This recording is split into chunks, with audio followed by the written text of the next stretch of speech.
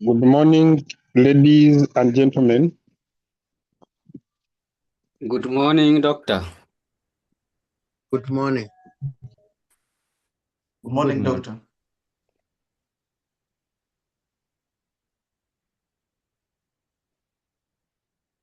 All right. I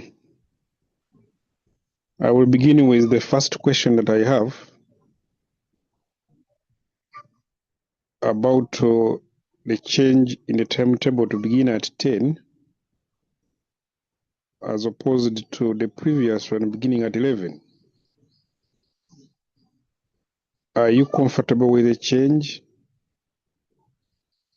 or you'd prefer we stay at 11? Doctor, from my side, I'm comfortable with the change because my last lecture also end at 9:45. So by 10, I'm free to attend this one. Thank you. Okay, so you have another lecture early morning. Yes, I have one that starts at 8. Okay, Amos, I can see your hand up.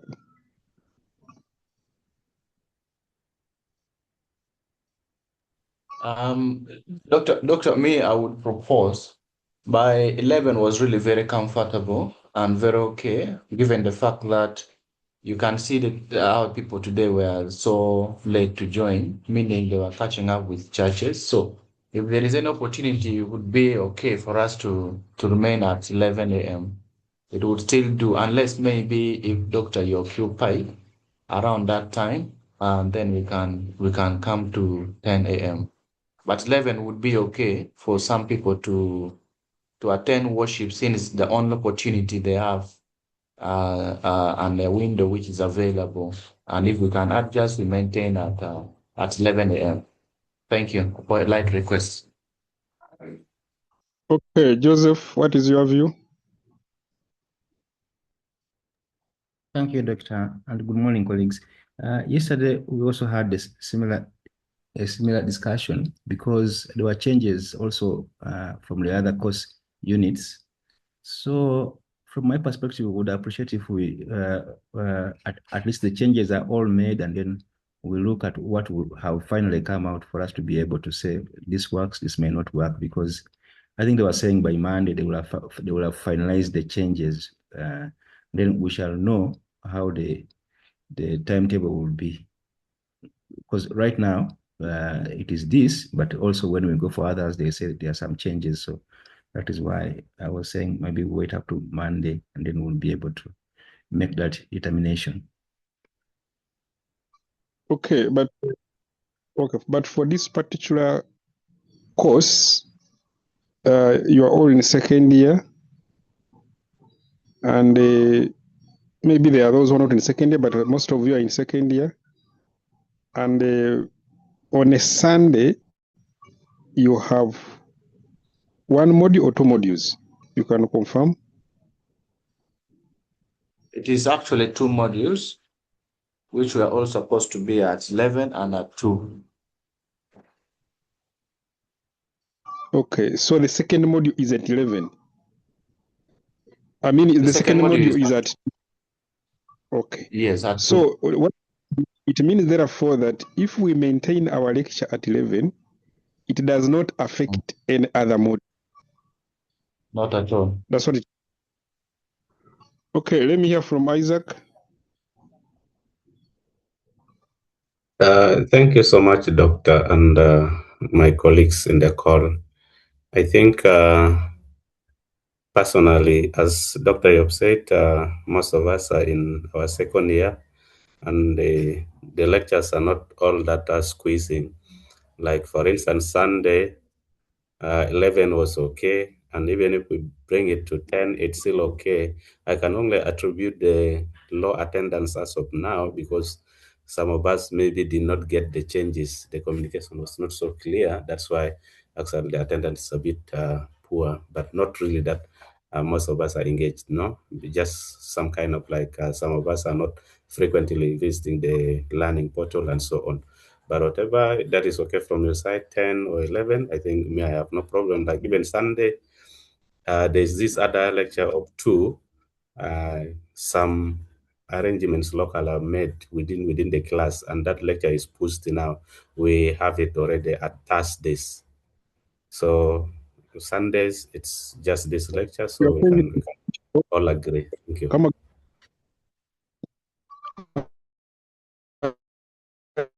Isaac, did you say that the one of 2 has been pushed? Hello? Yeah, yes. Isaac, To Thursday. it was pushed what? To Thursday. Yes. To Thursday. So ideally, we have Okay, so ideally you have only this module. Yes. Okay, you said that it is possible that people did not turn up because of the communication. They have not yet seen the communication. But again, you know, there are those who first go to church. And after church, that's when they come for the lecture.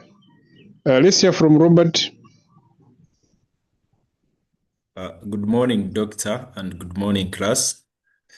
I'm happy to be in this class, being my first time to attend. Being in the second year, we are not busy so much on Sunday. I think it is an opportunity for us to get the best time that favors all of us. Being a Sunday that we have 3 main services of morning, mid-morning, and afternoon service. 10 a.m. comes in the middle of a certain service. So I would prefer if we could either do morning or mid-morning. That is morning, I mean from either 8 or 9 to 11, or we do 11 to 1, or we do from 2 to 4, or from 4 to 6. So if we choose 10 a.m., it is in the middle of a service. Like right now, the morning service is still going on and it is ending at 11. So after the morning church service at 11, we join a class. That would be okay. Or if we choose to miss the morning service and we join the mid-morning service, that one would also be okay. But we start early, like at 9 or 8, and we finish around 10.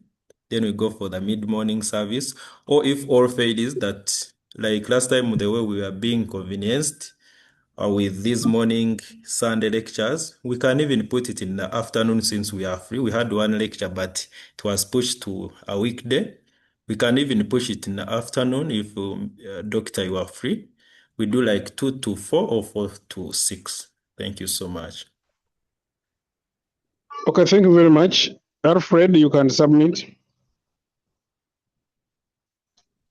Yeah, good morning, doctor, and good morning, class. Yeah, I suggest from my side, it is good for us to have the lectures in the morning. Yeah, because it gets us when we're still fresh, and we will be able to understand very well when the weather is a bit cold. I suggest it will be good to all of us, especially to some of us who live in a warm environment. Yeah, by midday, by 11 or 12 like that, sometimes, there's a lot of, it may not be comfortable, especially in some of the locations where there's no air conditions, and I just submit as my own suggestions to the colleagues if it will be good to all of us. Thank you. good morning, Yeah, colleagues. thank you very much. Okay, sorry Okay, for go ahead. interruption. Go ahead. You know, I want to say that discussion is good, but sometimes let us be mindful. But every one of us here has some commitment. What we do sometimes is to compromise our commitment and come to consensus. But if we keep on discussing like this, now we'll not reach an agreement. What I suggest, let us remain at 10 and compromise some of our commitment, then we will go and do later. Otherwise, if we keep on like this, I think we'll not reach an agreement. The only thing that I can suggest here is to go vote.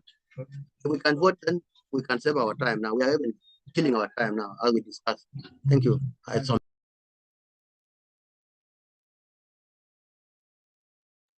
Okay, thank you very much, John. Sometimes it is also good to have a conversation and hear different views from people and hear how they argue things. But people are changing the question. They are now bringing in other proposals.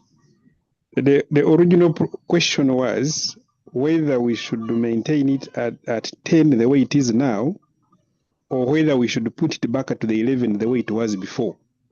That was the question. There's nothing like in the afternoon, early morning, no. Either 10 or 11. Which one is the most preferred time for everybody? And I can now hear from two people. Then we can vote. There was a lady. I wanted to hear from a lady. Rebecca, what is your observation?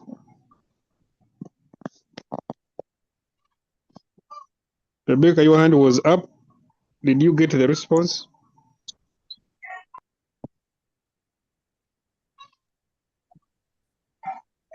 Good morning, doctor. I don't know if I raised my hand or it's a different Rebecca. But on my side, I would suggest 11. 11 is a good time to give us time to attend the morning service so that by that time we'll all be, most of us will be free. Thank you. Okay, Charles, what is your view? Morning, doctor. I support 10. Robert, finally, Robert, I can see your hand is up again.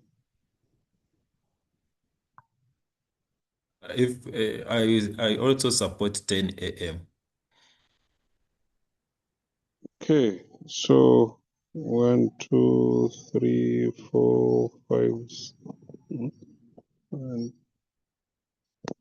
how many participants did we have? Okay, you have 16 participants here. So we want to know those who are saying that, or those who are saying it goes back to, those who say it goes back to 11, those who are in support of 11 by show of hands, those who say we should put it back to 11. If you are in favor of it going back to 11, please put up your hands. If you want it to go back to 11, these are 4 so far. Those are the ones who are saying we should put it back to 11. Only 4.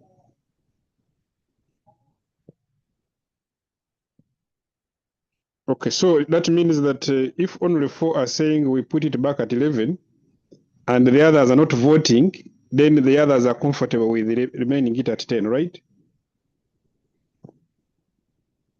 Yes.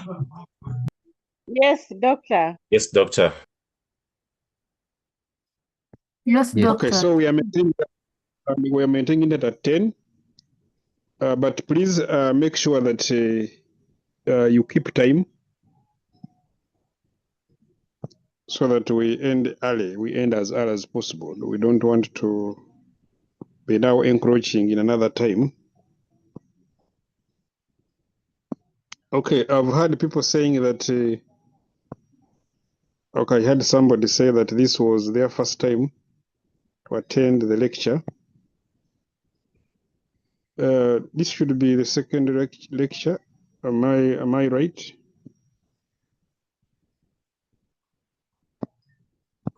Yes, it is. Yes,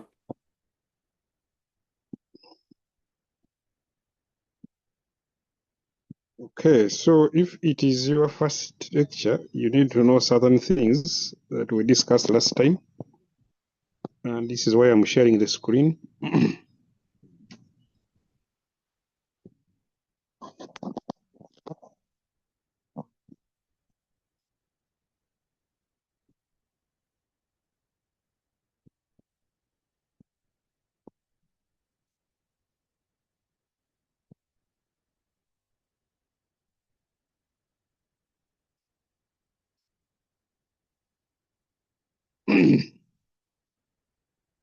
So the first thing that you need to pay attention to if today is your first day of attending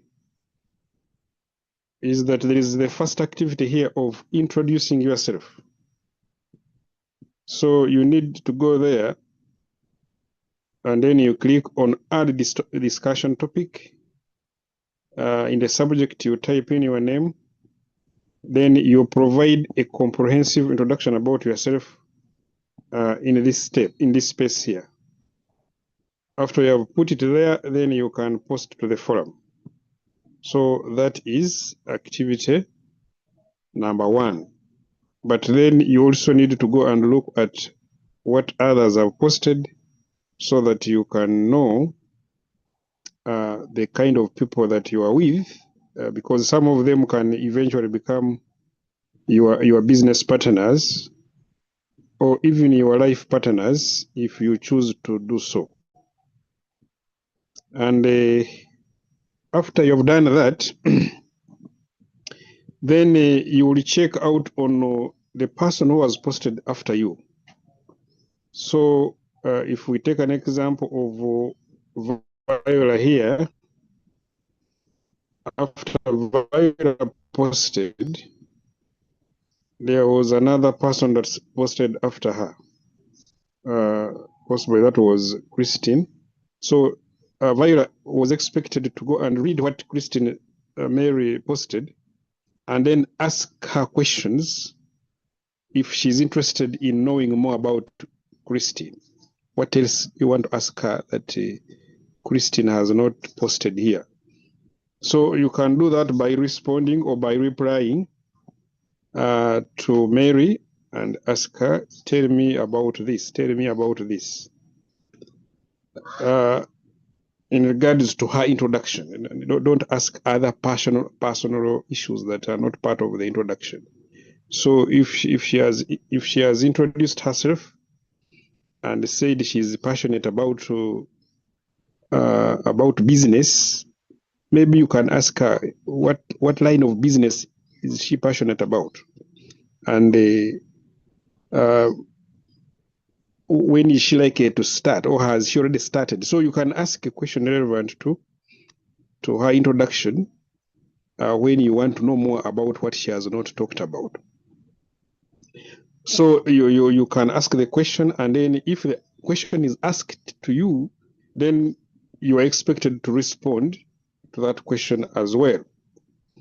So we can say that is the second activity on the e-learning platform that you need to make sure that you complete.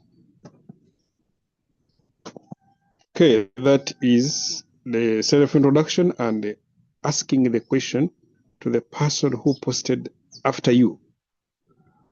Now, the problem is if you are the last person to post, then you have nobody to ask. Maybe you can ask the one who posted before you, so that the one who posted before you will be having two questions, the one from the previous person and the one after him or her. Okay, at least make sure that you complete that activity. Then again, I want to look at this link here, or this page that gives you some of the previous questions that were asked and how the answers that were provided were. I also included the answers that were provided by AI, and I also put answers that were provided by some students on the same questions. So these are students' responses. So I want you to take time, go through these questions and how the responses were. And then after you have done that, I think I should be adding more questions and responses very soon. After you have done that, then you come here and you put comments about the responses. So you have read about the responses. So what are your comments? So you're supposed to come here and comment and say, according to me, this question about executive summary of a business plan. This was a strong point. This was a strong point, but the weakness was ABCD. So you have to comment critically, analyze what was put in those responses. So again, you are using the add discussion topic. Then you write the question that you are responding to, or you are commenting about, and then give your comments. So please, these activities are not just there for a show. They are part of the course that you need to complete. So whatever activity I'm mentioning, please don't ignore it. Find time and make sure that you attend to that activity. You put your comment. You also read comments from other people. And then we move forward. Now, here we have another activity called the quote of the week. Now, the quote of the week, you are expected to open it and then come here. Instead of view, you can say edit. And when you are editing, you come here and post here. After you have posted, you post here the quote that you have found, and then you indicate that this quote was from so and so, but I'm the one who has posted it. So you indicate that this has been posted by, let's say, Joseph. So this has been posted by Joseph, but the author of this particular business quote or this entrepreneurial quote is so and so. So every week you're expected to post one. So I don't want you to come here towards the end and tell me that I was attending your class, but I don't see marks for attendance. Now, if you attend my class and you don't listen to the instructions, it is as good as you as somebody who hasn't attended. That's why I'm repeating these instructions for the people who came today, and also for those who maybe never paid attention properly, but now they can pay attention. So you have to make sure that you complete these activities. Don't ignore them because they will be contributing to your final mark. Failure to do so, you will be in trouble, big trouble. Okay, now we move forward and say that one of the main activities in this course or in this module is to prepare and present a business plan or a business plan pitch, a business pitch. And therefore, you must pay attention to this seriously. So, business plan presentation, there are some guidelines here that if you are making a presentation, if you are making a business pitch, looking for funding, what is the criteria for evaluating? So you have to pay attention to this, and I don't want to go through it now, but at least you know that there are some guidelines that you need to follow when you are pitching, when you are presenting your business plan for funding. And there is a sample here. I think I will get another sample and add it there. Okay. So I'm saying pay attention to that. Look at the sample, read the instructions there. Then we come to the assignments. The first is group assignment, which is to prepare a business plan. This is going to be due on Monday 25th. Yeah, this is not correct. We already close to that. So I'm going to adjust it. There should be still some time for you to submit, at least 2 weeks from now. So you work in groups of 5 to 7 people to prepare a comprehensive business plan to enable you to solicit funds to start a new venture or to expand an existing one. So you will present within 15 minutes your business plan in the fourth lecture. So this is our second lecture. The next one will be the third one. So the fourth one, we expect you to have completed this task of preparing a business plan, and then you come and present to us. So please take this one to be a very critical, a very critical assignment that requires a lot of effort. And don't just do it for the sake of doing it to complete. You have to put in effort. We shall be discussing more about what effort do you need to put in to ensure that your business plan is perfect. There is class activity 2. Sorry, class activity 1, but this should be class activity 2 because the class activity 1 was the other one of self-introduction. So this class activity is for you to use relevant examples to briefly describe the following concepts: entrepreneurship, the entrepreneur, and an enterprise.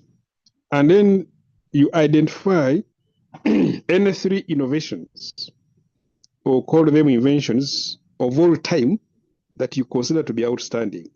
Of all time, I've missed out on that one. So I want you to look at this activity. Which one do you think are the innovations and or inventions of all time?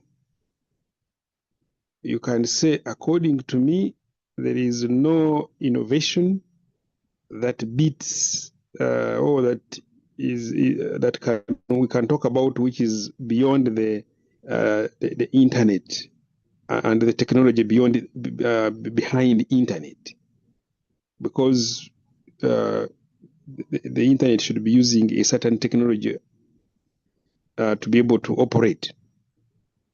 So those ones who are IT, they will tell us more about what technology is behind internet, and possibly what other things does that technology do apart from the internet. What else does it do? That kind of technology. So what is that technology, and how was it invented, and who invented it, and when was it invented? So that technology, you can say, maybe according to you, this is the best technology or the best innovation that has ever happened. Then somebody may say, no, it is the medicine or the vaccine. That if somebody didn't come up with a vaccine to save people at a certain point, possibly the humans would have become extinct by now. So maybe somebody can say that was a very good innovation, the best innovation ever. Somebody may say, no, it's about the communication, that the technology behind communication, being able to communicate with others in a distance, that one is the best. So I want you to go and do your search and come and tell us what are the 3 best innovations or inventions of all time that you say, to me, these stand out.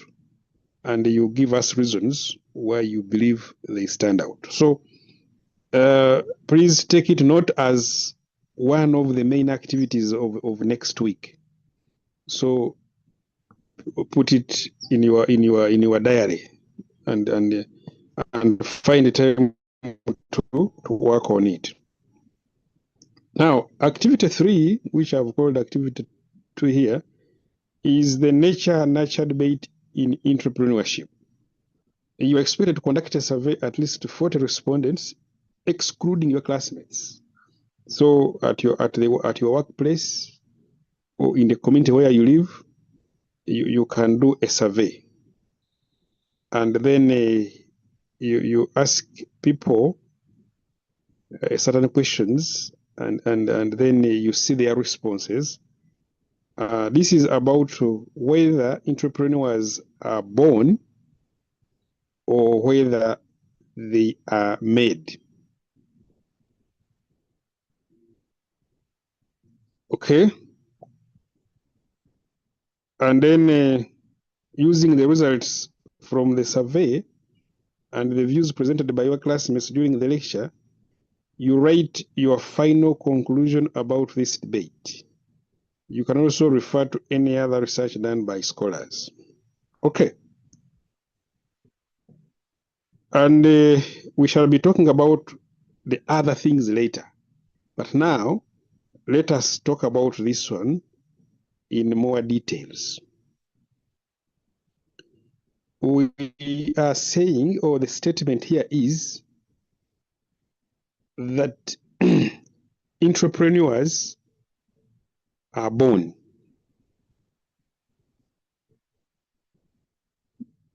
So you can either agree or disagree. But the other part of it is that no, they are not born. Entrepreneurs are made. You can also agree or disagree to the statement, the other side of the statement. But now, what do we want to talk about specifically? Because it is true that there are categories of people who say that entrepreneurs are born with certain traits. There are some inborn traits that enable entrepreneurs to succeed as entrepreneurs, to start businesses and prosper because of those inborn traits. That without those inborn traits, the success of any entrepreneur will be doubted. So, in other words, according to this category of people who are for the nature, who are saying entrepreneurs are naturally born with specific traits that enable them to succeed as entrepreneurs, this category of people say that without these traits, then we cannot have entrepreneurs. The traits must be within. So they are genetically, we can genetically attribute the success of entrepreneurs to the genes that they inherit from their parents. So the success depends on these genes, the success of an entrepreneur. For you to become an entrepreneur and be a successful entrepreneur, you need to have these genes. Now, according to that argument, we can say that we can give it a percentage and say this category of people who believe in this, they say entrepreneurs are 100% born. There is no room for saying no, but there are other factors. But there are no.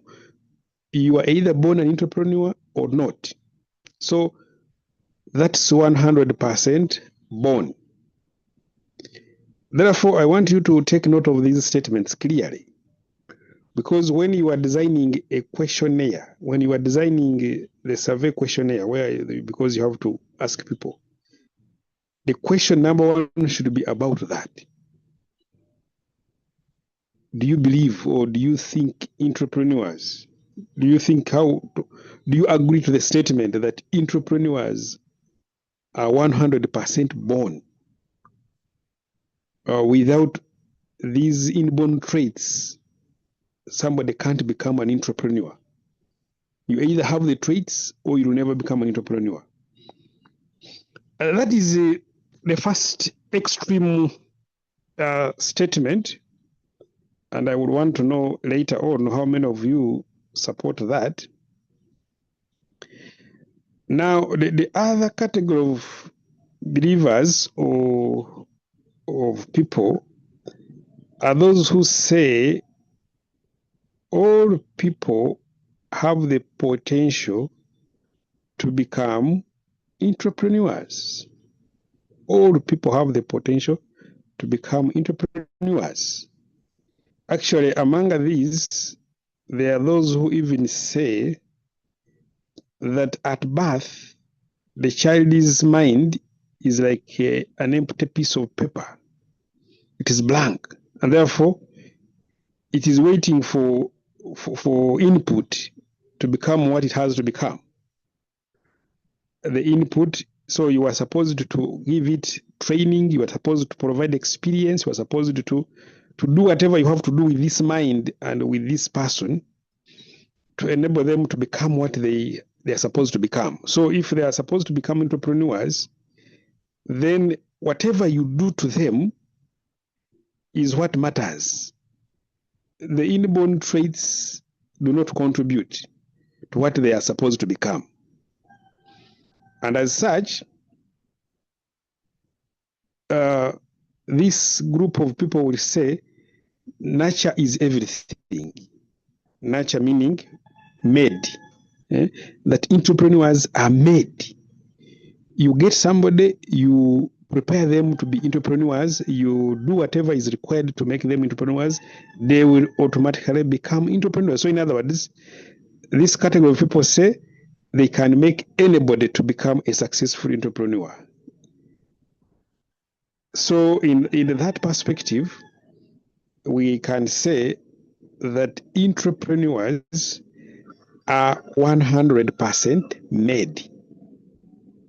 I hope you have captured that statement very well. I don't want you to confuse these statements. So are you in the category of saying entrepreneurs are 100% born, or you are in the category of those who are saying entrepreneurs are 100% made? You have to choose where you fall in these two. On the other hand, we have those who are saying, no, this can't be correct. Neither is correct. None of the two is correct. And therefore they say that they have done research and they have observed and they have done whatever they have done, and they have seen that the success of the entrepreneur will depend on both inborn traits and nurture, the exposure that somebody gets. And this exposure can be in terms of formal education as well as informal education. It can be in terms of the experiences they have gone through in their life. And it will determine whether they become successful or not successful. But they need also to be having inborn traits. And under this category, we can say there will be three categories. The first category is the one that says these two contribute equally. 50-50. Inborn traits are contributing 50, and the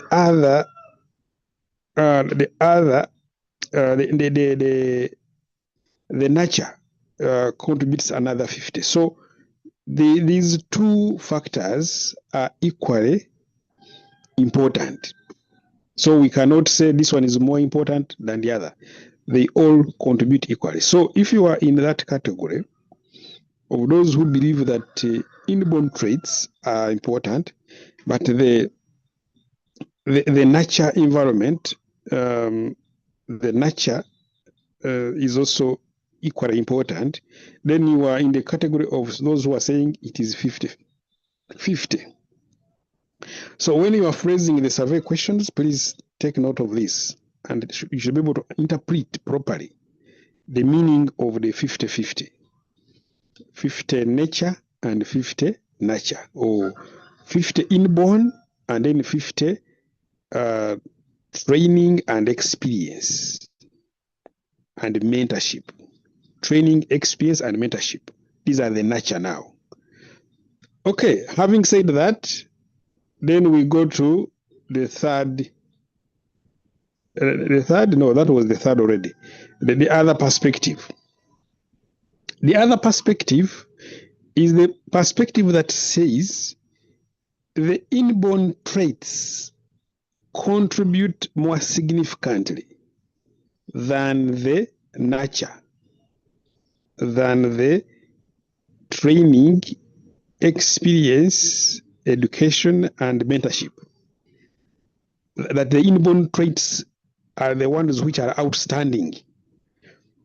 And we can say that let's attribute 3/4 of the success of an entrepreneur to the inborn traits. 3/4 mean 75%. So we can say this category, of course, the percentages may vary, but we want to get one for uniformity of our statistics. We want to focus on 1%. So we are saying we are giving the inborn traits 75% contribution to the success of the entrepreneur, and we are giving the other remaining 25% to the external factors. You can call them external factors, but mainly we're talking about education, both formal and informal. You can call it experience. You can say mentorship and training, whatever. All of them put together, we are saying that is nurture. So nurture contributes 25%, whereas nature, which is the inborn traits, contribute 75%.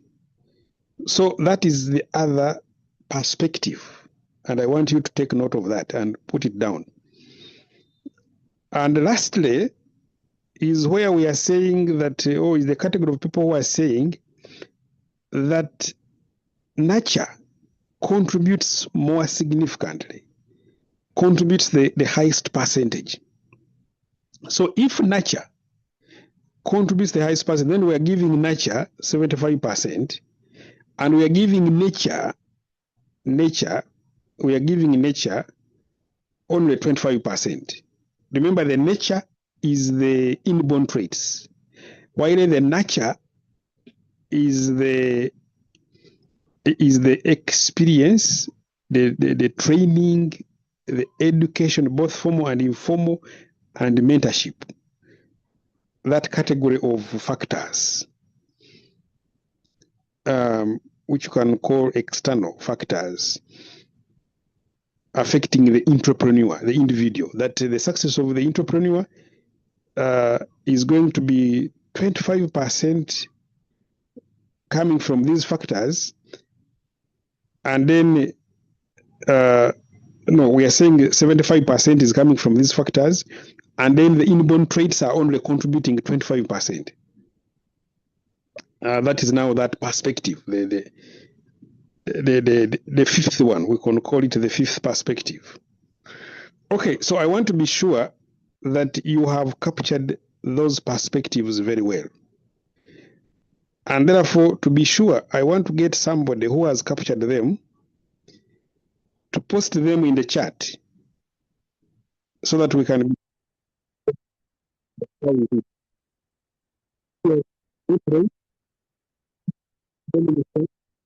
and then we can begin the discussion.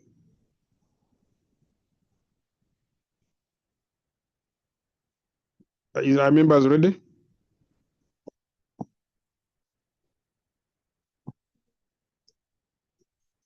Is everybody ready to begin the discussion?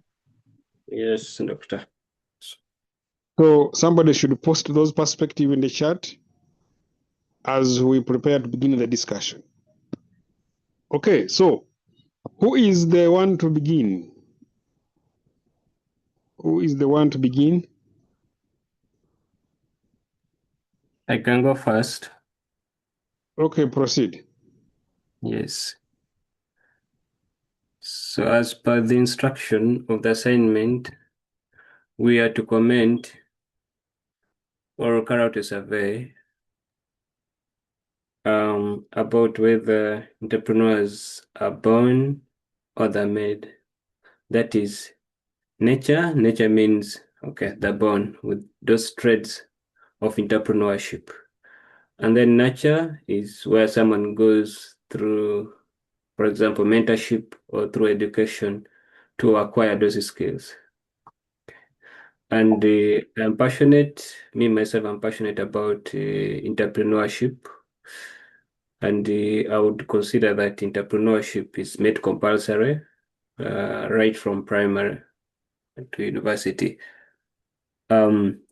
Why I say so is because we want to produce ready business starters or business owners. We don't want people who have spent 18 years or less than that, let's say 16 years or 14 years in the whole education system, but by the time you come out, you're still depending on someone to offer for you a place of work. But if you look at the history of rich people in the whole world, actually they dropped out of school. I think it is because they got good mentorship, they were guided well, and they were trying to look at their goals they want to achieve in 5 years, in 10 years, in 20 years to come. And going through the education system was not aligning with their expectations. So I think they decided to drop out of school, and started to chase their passion. And today they're doing very well, more than people who are educated, people who have PhDs. And the good thing is that they're even employing those ones who stress themselves to go through education. I'm not saying education is bad, but the issue is the system that we have, maybe in Africa, because I learned of some people who were in India. Okay, they were studying in India, but when they came back home, I will talk about some colleagues who went to study outside, and when they came back, we could see almost zero difference. Okay.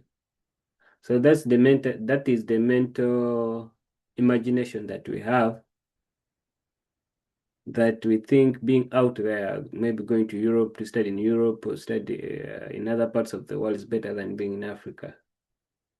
I was told of a story, sorry to take a bit of time, of where PhD holders in America or in Europe are not employed. But if you studied your PhD in Africa, you have more chances of being employed, because they think that the PhD that you do in Africa is more practical than the one they do in Europe. I don't know if that argument is correct. Okay, but you can find out more. So what I'm saying is, we are talking today of youth being unemployed. We have a good number of universities. Recently, UMI graduated students. UTAMU very soon is going to graduate students, and we're going to enter into the job market. But there are no jobs ready for us, for people. But if you're educated on how to start up a business, how should you start out to produce soap, liquid soap, or washing soap, or maybe how can you start to make water filters, for example, or say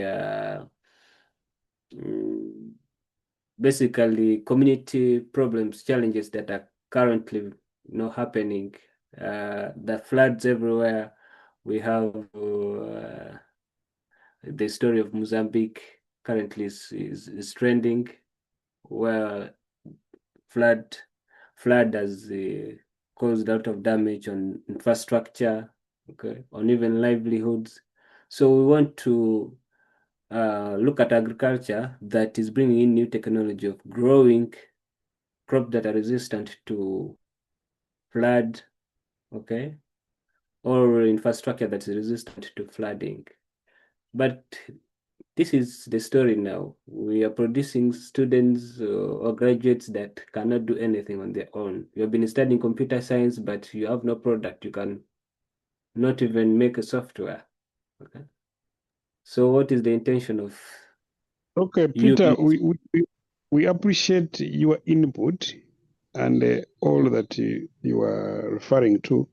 But now, coming back to the question, where exactly do you stand among those perspectives that I have highlighted? Yes. And what is your standing on that particular perspective? Yes, thank you. For me, I think experience, which is nurturing, takes 75%, and then nature is 25. Of course, there are those ones who have those inborn traits, yes, they're there. But if you don't have the exposure, if you don't have the confidence, even if you have those traits naturally, if you don't have the confidence to start up the business, you won't. But there's this person who, let's say, goes to school in the morning and then comes in the evening and attends to customers or clients in a shop or in a computer or an electronic shop. This person is more exposed, is getting the skills at the same time. He has that small capacity of the inborn trades, but again, now he's practicing already, okay? By the time this person completes and he has that certificate, he's ready to venture into starting up a business easily than someone who has no experience and has the certificate. This person is going to obviously be employed by the one who has that experience, exposure already in the market. Thank you. Okay, thank you very much, Peter. So I want to get somebody here. I think we have a class president here. Please, class president, I would like you to take note of people's contributions and the area where they have selected, so that we can have the statistics at the end of the day from this session. Of course, everybody should take these statistics. So Peter is giving us 75% nature. Sorry, nurture. 75% nurture and 25% the inborn traits or nature. Okay, so please, class president, capture this information. We shall need it later. At the same time, I want you to help me to look at the charts, because for some reason I'm unable to read the charts. So if you are able to read the charts, you help me to read for us what is in the charts. Now we can go and listen to the second person before we can focus on the charts. I'm not aware who is the first one to raise the hand, but I will begin from up. Charles, you can go up. You can go ahead. Thank you, Doctor. Start with, I'm going for nature 75 and nurture 25. And I'm going to explain it with examples. One is that if we look at Bill Gates is a university dropout. But because of the inborn entrepreneurship skill, he managed to develop the business that has dominated the world. Those he was with in class at Harvard University and they stayed have not done as well as he has done. So it means that he had something naturally that has favored him to operate successfully. The second example I would like to give is, if we are in class, even if you get people in class and put them together and subject them to all the same conditions of training, nurturing, and experience, they will not be successful to the same level when they get out there. Even if they start the same enterprise, some will do well, others will do less well, and others will fail. Because it doesn't stop at what you develop. It also looks at when, how, and how you change with the changing environment. And to me, their nature does a lot. I want to give a rock example of Mr. Wavamno. Mr. Wavamno's foremost education is not beyond primary school, but he has lived business, he has done different businesses and succeeded. He knows when to enter which business and when to get out. He's amongst those who started insurance companies here. He entered and got out. He has been making vehicle number plates. Now he's out of that. He has been selling Mercedes-Benzes as an agent of the Benz company in Germany, but He didn't have much of the experience from anywhere, neither did he have any successful formal training, but he has successfully done that. Another example I want to give is Jomai. We had Jomai Properties, which was developing plots and selling them out. He recruited a lot of students or workers. These workers eventually left Jomai and went out to do the same business because they had acquired experience from Jomai. So it means that element of experience exists, but when they went out, did all of them succeed at the same level? No. Some succeeded, others succeeded less, and others did not succeed, which means their level of inborn entrepreneurship was varying. And to me, the natural one is 75%. The additional one from experience and nurturing is 25%. Look at the Kampala rich people. Look at the owners of buildings on Kampala streets. They are not. They don't necessarily hold PhDs in business and entrepreneurship, but because of their natural skill, they have entered businesses of different type and succeeded. The Murwanas of this world, they entered these businesses and succeeded. Hence, I go for 75 by nature or inborn, 25 by influence and nurturing and training. Thank you. Okay, thank you very much, Charles. Class coordinator, can you help me now read what is in the chats, if you can? Thank you, Doctor. Good morning. There's nothing much apart from someone who was giving just the guidance, just putting a summary of what you had talked about, the guidance you had provided earlier. Who is Janet, who was just giving a breakdown of that. And then Yoson is saying he supports nature. He supports nature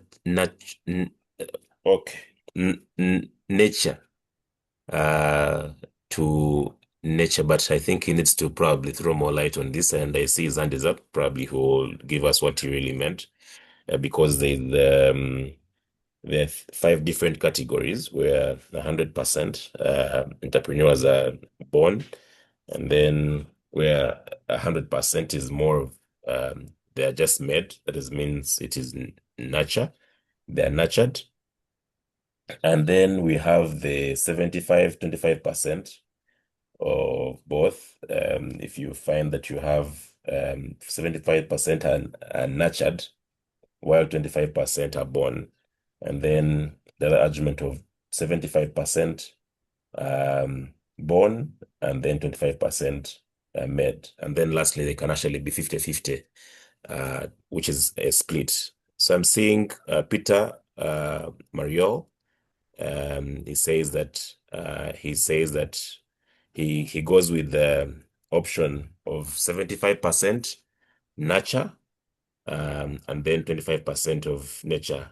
And he's saying that he looks at mainly the environment, which is experience, education, and mentorship that contributes to the entrepreneurs. So that is what I have here. And then Donzo has just posted right now. He says he supports nature to 80%. This is, I think, a new one now, Donzo, because I'm talking about 75%. So 75% are born, and then 20% are nurtured. This is because the attitude is a personality trait, which is an inborn tendency. So that is what I have from the chat here. Over to you, Doctor. Okay, thank you very much, David. We can now hear from John Koleng. Thank you very much, colleagues. You know, this is a very interesting debate. What I want to say, you know, the fact remains that we are born with different ability and different gifts. But the most important thing is that the environment that we are born in determines most of our success.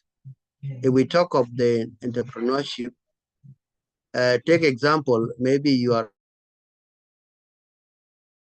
that ability of entrepreneur. But if the environment is not favorable enough for you to practice that, then you will not be successful. I say, look at a child of the family who has business, develop fashion of doing business, simply because you see the parents are doing business, and by doing so, you will try to be much better in the future. And the fashion of doing business, and you will try to learn how best a business can be run from the parent, from the environment, and from the peer groups that we associate with. But if you are born with the talents and the environment that you are in is so hostile and is not favorable for you to conduct a business to make it a successful one, then you cannot do it. And be mindful also that a nature can, you may have that ability, but if it is not nurtured properly, then you will not succeed in doing business. May, because the time is running out, I support the nurture 75% and the nature 25%. Thank you very much. Over to you, I submit.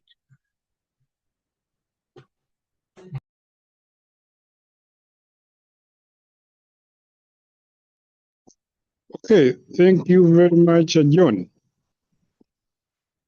So from John's submission, I would like you to imagine where you have twins. Some of you will research about it and read about the twin studies, where you have twins, and these twins are identical twins, meaning that they share most of the genetics, if not all.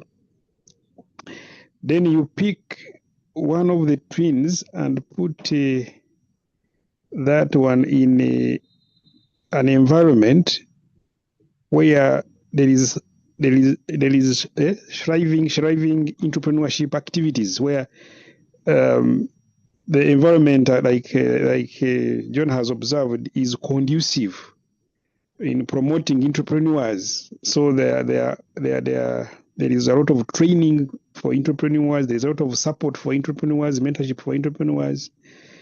And then you get another one and drop them in a very harsh environment where they don't have these kind of opportunities to learn and to practice. I don't want to use the example of South Sudan or the example of Central African Republic or the example of Malawi. So in short, you have understood what I'm saying, that you have put one in an environment that is promoting entrepreneurship, and you have put the other in the worst environment for entrepreneurs to develop and grow. Maybe it is an environment where even the taxes are prohibitive, where the government is not supportive of entrepreneurs. So, do you think these two will both emerge as entrepreneurs since they have the same genetics? Or do you think the other one, in a good environment, in a supportive environment, will be the one to succeed, and this one will just be an ordinary person? So you can think about it, and you can also research about the twin studies and find out what was discovered in those twin studies. Now let's hear from the next person. The next person here is I'm seeing, I don't know who raised up the hand first, so I'm confused. But let's hear from a lady. Let's hear from Janet.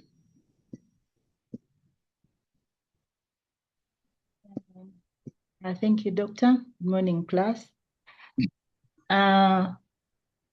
My view is really about success in entrepreneurship is mostly influenced by the environment, 75%, and probably 25% born. In the sense that, okay, there are some things that are in the genes. I can be born courageous. I can be born intelligent, where I find that children from that family are really intelligent, or their IQ is high or something. And then I once I'm around it many times, or from the examples of the people around us, you'll find that if children of the same understanding or same courage are born, but growing up in different environments, for example, those we see born in business homes, where you find the parents are doing business, you'll find that they have the courage to actually take on the business. Now, that is also not a rule of the thumb. It depends on whether they actually involved in the business the parents are running right from the beginning, and they understand and they naturally learn the risks and naturally learn how the things are done without necessarily putting in a lot of school fees. And then you'll find that they will get involved in the same children who are in the same business family. The parents don't say involve them in the business, in their businesses. Still, they'll grow and not understand, because they're always probably back home and they just see the money come on the table, and you not see them having the courage of actually starting those businesses. So it's more of the nurturing, the experience, the exposure, and the intention that will make one a successful entrepreneur or not necessarily engage at all. It's the same thing. Maybe if I take it to the other world where people don't do business and they see their parents growing up in working and coming home 8 to 5. Then if you give them PhDs of entrepreneurship in training, they are nurtured, their environment has taught them bread comes from a job. They will walk their shoes worn out, searching for jobs and not have any courage to start a business to any level. So for me, from that kind of experience and environment that I see around, especially now Uganda here, I feel 75% is more of nurturing, exposure, experience, and then 25% could be those genetic aspects that we get when we are born. I submit. Thank you very much, Janet. Let's hear from Joseph now.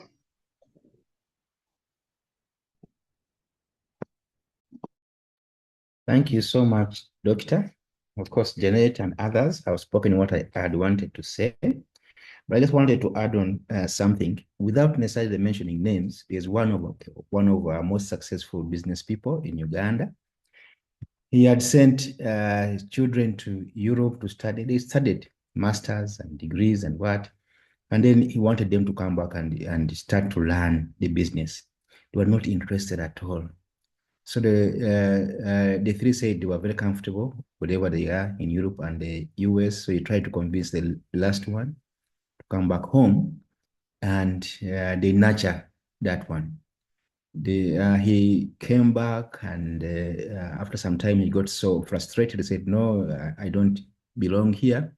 I need to go back in Europe." And when the parents tried to talk to the young man, he actually, it's a sad story, he took his life. He shot himself partly because of that. So I'd like to agree that business, to the biggest extent, one gets nurtured. You have to understand. That is why you see our colleagues who have gone to school with the Indians in Uganda, they go to the universities not to get the degrees and look for jobs, because they have already been nurtured. They want to go and just get more understanding in how to manage finances and then come back and run their businesses. So for me, Doctor, it is 70 to 30%. 70 for nurturing, that most entrepreneurs are nurtured, and I submit.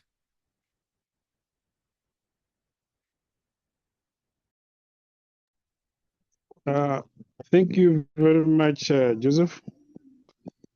You brought an example Indians, and that one is an interesting example. We could ask the question, is the success of Indians in business as a result of nature, or it is a result of the inborn traits? I know people may disagree and agree, but we need to find out what exactly is the success of Indians attributed to, or it is a result of both. Okay, so let's now hear from the chats.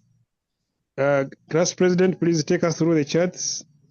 Please, if you have not been able to say something, I encourage you to put your comments in the chat, because we need to conclude this discussion as quickly as possible, and then go to another one. But those ones whose hands are up, we can give them a chance. So there are 5 hands up, so all the 5 will contribute. Actually, there are 4 if you remove Joseph. 4 will contribute. But let's hear now the chats. Yes, thank you, Doctor. And I see Joseph has already submitted his.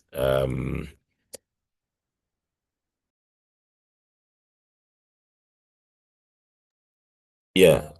So he just gave an example, and I think he has also explained it already.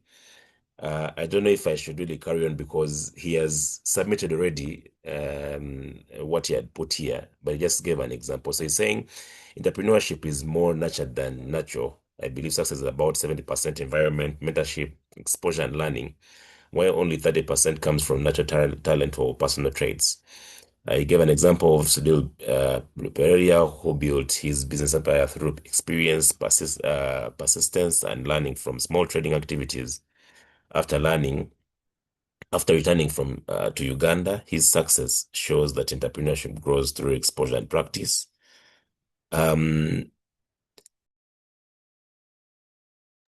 Excuse me, my voice is a bit hoarse. Patrick Bitature rose from humble beginnings by learning from mentors and building networks and gaining business experience over time. This proves entrepreneurship can be developed. And then Hamis Chigundu became successful through starting business early, taking risks, and learning directly from the market environment, rather than relying only on formal education.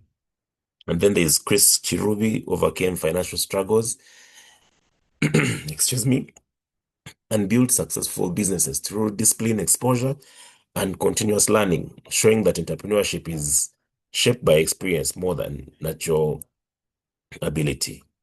So I'm seeing Peter also is saying that is adding that Elon Musk, or Oprah Winfrey weren't simply born successful. Their achievements come from years of learning, risk taking, and adaptation. That is all we have from the chat. Over to you, Doctor.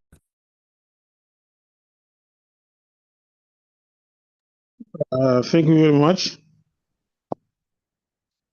We can now hear from Amos Samuel Kenyera.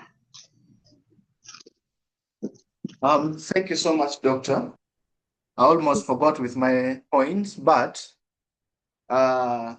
it's important that I should also add my voice to this discussion, and it's a very interesting one.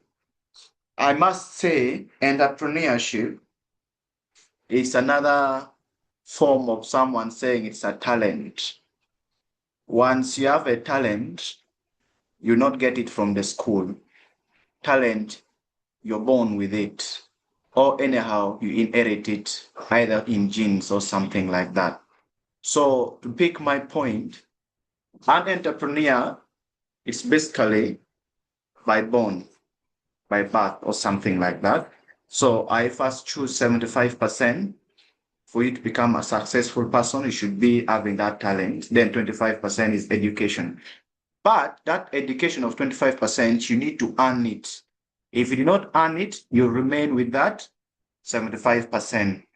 That's why you will see an entrepreneur will work with their heads up, the successful one, with their heads up, and then at the end of the day, they can brag and say, I did not even earn a degree to reach where I am. I only needed a simple basic of education, which is the 25%. So I will go by giving maybe some of the examples. I was afraid to be picked after Mugisha because always making argument after him is quite hard. He's well informed. All of us know this lady who rose from nothing to something right now, Oprah Winfrey. This is a lady who does not have good education at all. But what she has done in the world right now and in the media world, it is remarkable. We all know that. I want to use the simplest example of people who did around the world. Then, if you have also known about this gentleman, Henry Ford Fayol, he came up to be the best producer of the motor vehicles.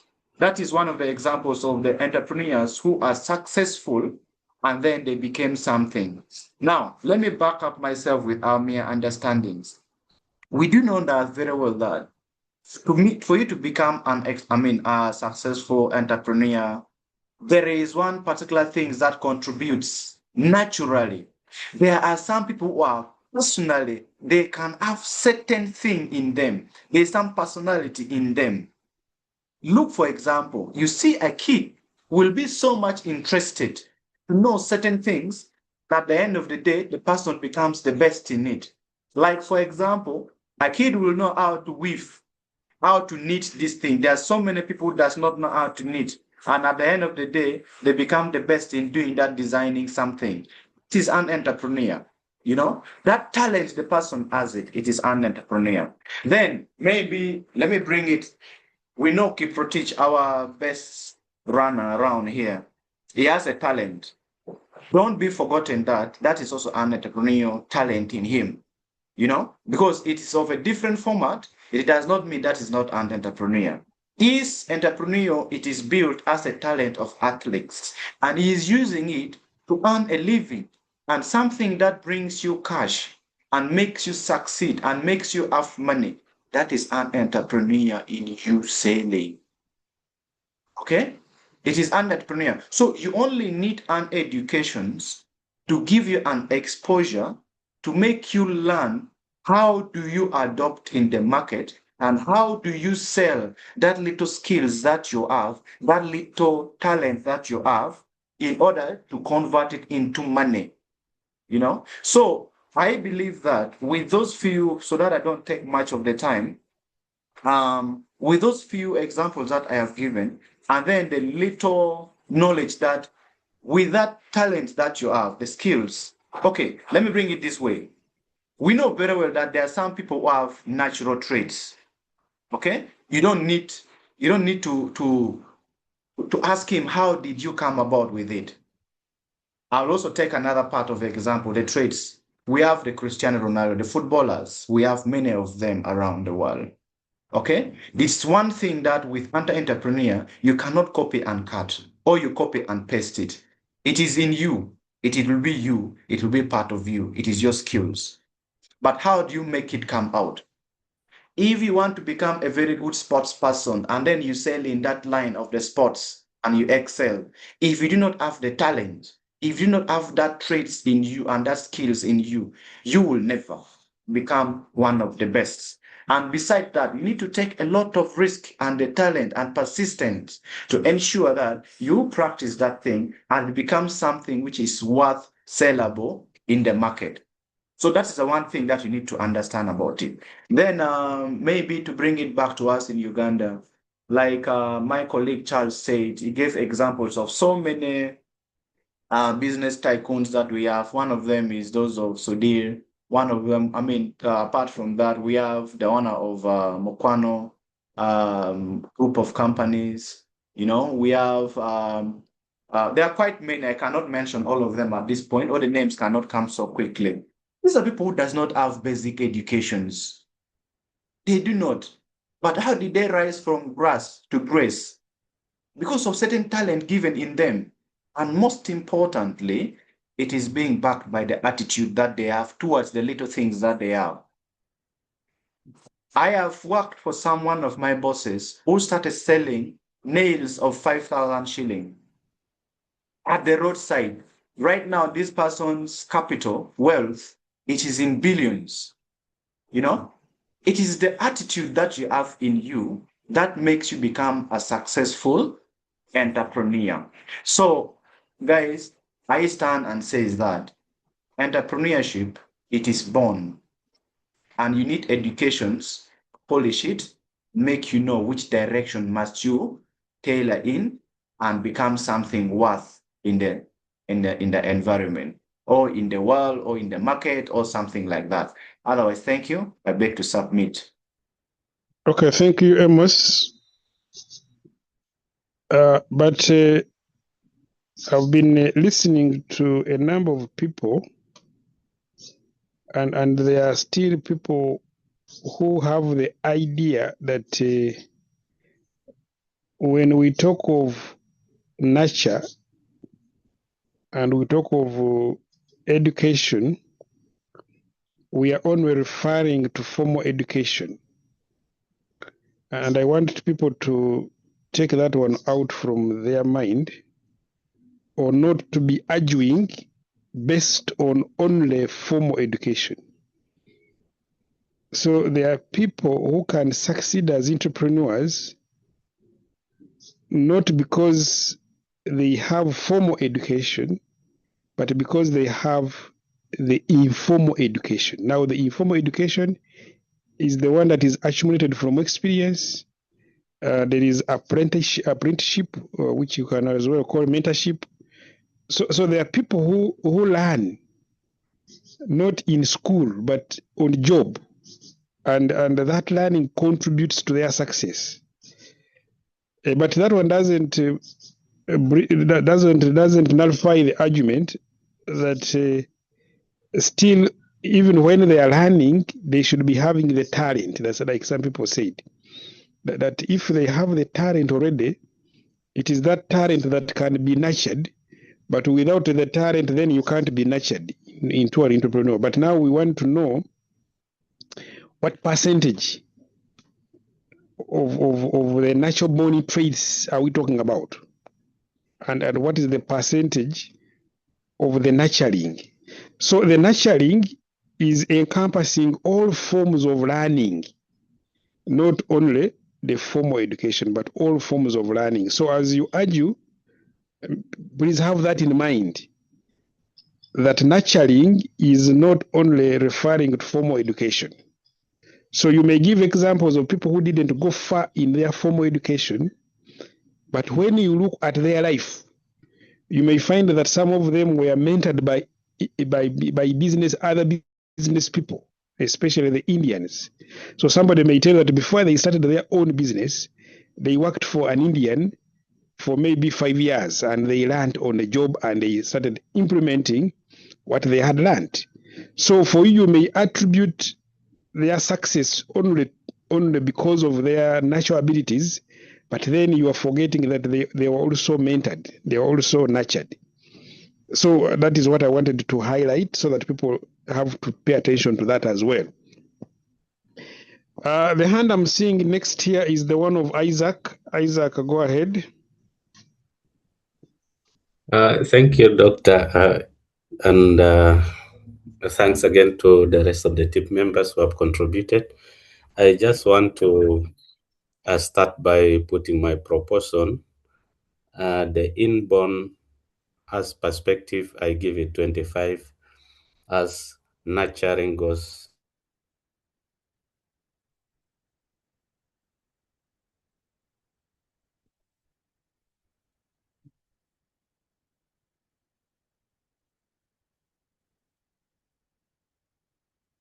the antelope turned brown just because of being close to the ant-hill.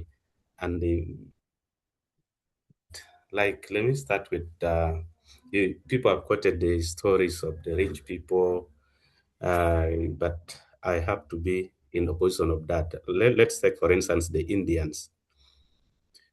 Most of them are dominating, like the Ethiopians. For the case of South Sudan here, they have really taken over businesses, not because they are born to be, but just because that mentors it. A child is born whether with or without the business attitude or what, but stays at the shop, grows there, learns about selling, business. So that alone, that environment, it contributes a bit bigger in my own perspective. So it gives me access to 75%.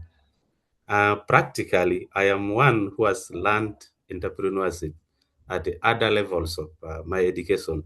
But ask me, did I try any business? Just because I am not so much into the environment of business. So it becomes so hard. I have remained with my 25%. Today, doctor, you're teaching us here about entrepreneurship. Some of us will still keep that knowledge and remain with it just because that environment, that nurturing, we have not gotten into. And that is where I strongly stand by saying nature contributes only 25%, but where you're exposed, the environment and other things, the nurturing now takes the 75%. Thank you so much, Doctor.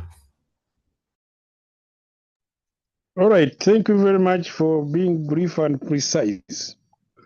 It is saving us a lot of time now. We have to move quickly and discuss something else. Alfred, proceed. Thank you. Good morning, doctor, and good morning, class. Yeah, I think this is a very interesting topic for us because it's so touching. Yeah, I think from my perspectives, nature upholds more, like by 98%. Meanwhile, involves it's 2%. That's when we have that perspective actually that we are born free and we are born all equal and we are born without informations. But later we got to learn from the environment that we are in, and then we will get to accept the environment we're in, and we get to see how best we can be in the environment we are in. Because I'm referring to one of my story here in South Sudan of one of our brother who lost the parents, and then he stayed with the uncles. That uncle he stayed with is a business person, and then he get involved in the business, in supporting the business, and while also studying. But the uncle will not pay school fees. He will always be changed from the class. And to make it worse, he's also very dull in the class. He could not be able to capture the information very well in the class. And then the school headmaster decided to say, let him leave the school because he would not be able to pay school fees and he could not perform well. If suppose he will perform well, and then would have continued in the school because when he perform well, even other students, other people should also be able to learn from him. That guy went and then continued with the business of the uncle. And then later he left the uncle and then he started his own business. It came a day when the teacher went to buy rice and then sold this sugar. He went and asked 1 kilogram of sugar and then 1 kilogram of rice. And then he was asking how much is the price because he want to pay. And then he said, no, you don't pay. You are my teacher. You don't pay this one here.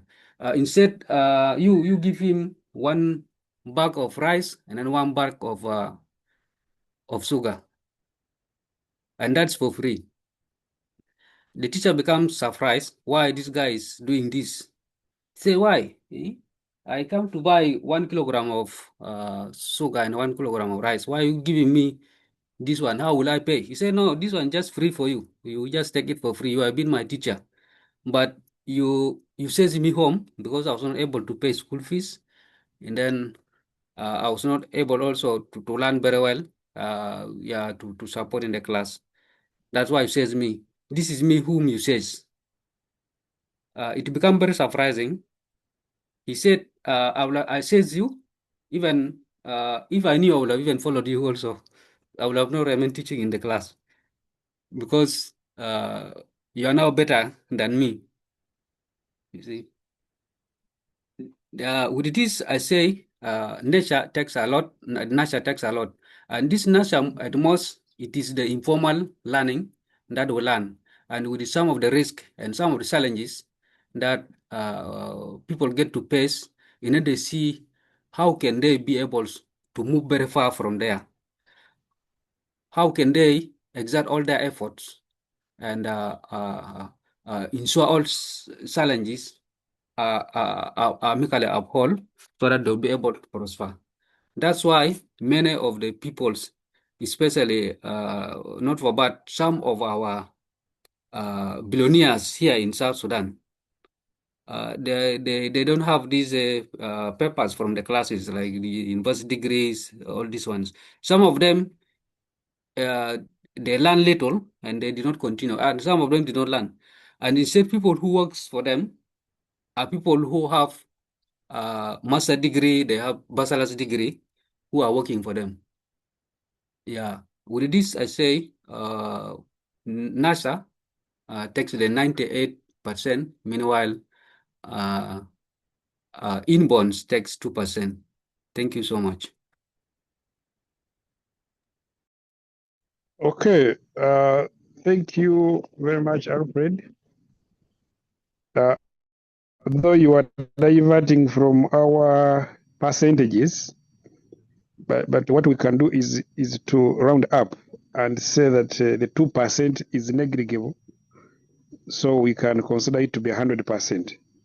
98% can be considered to be 100. So you are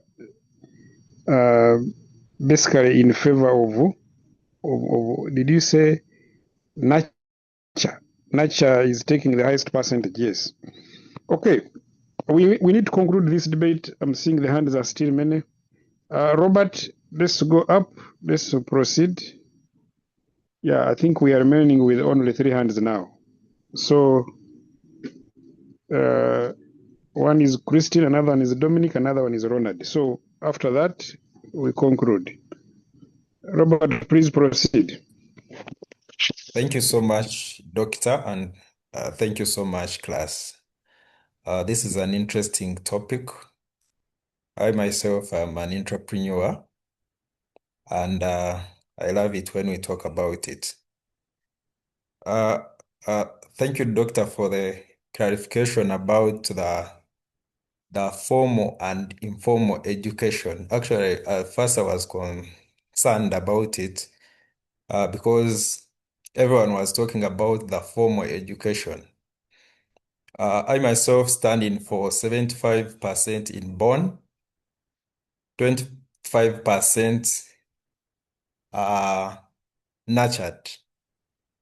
Of the 25% nurtured, I'll give 10% to formal education and 15% to informal education.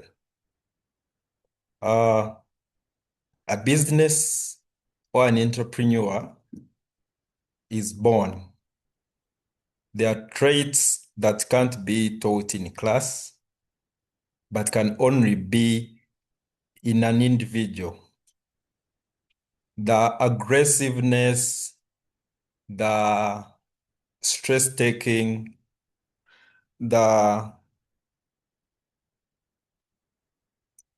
force that drives an entrepreneur, it is even actually hard to be formalized. I come from a family of entrepreneurs.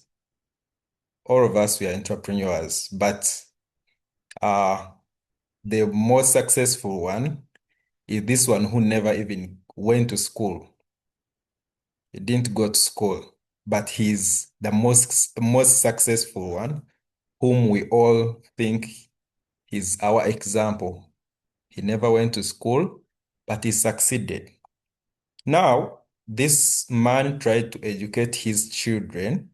He gave his firstborn a BBA at Makerere, thinking maybe this guy is going to come and run his businesses. But when this guy finished, he graduated with even a first class and came back and he put him in the business. But the business suffered a huge loss. And this son of him even ran away from the business. So, what am I trying to say? It is not about what we study. It is about what is in us. It is about the entrepreneurship force that is driving us. I have dealt with